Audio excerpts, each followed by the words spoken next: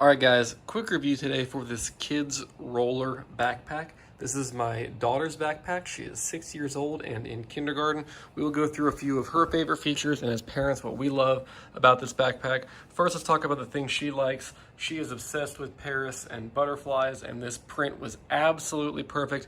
This has plenty of pockets to store all of her things. We have a small zipper pocket at the front, a medium zipper pocket in the middle. This is perfect for her lunchbox. And then we have the large pocket in the back with a couple of compartments on the inside. We have dual water bottle mesh pockets on the sides, and then we have a expandable wheel luggage style carrier. Now, things that my wife and I like: one, this has a hard, heavy duty rubberized plastic bottom and then some feet to help this stand up on its own, which is really great. I'll turn it around here.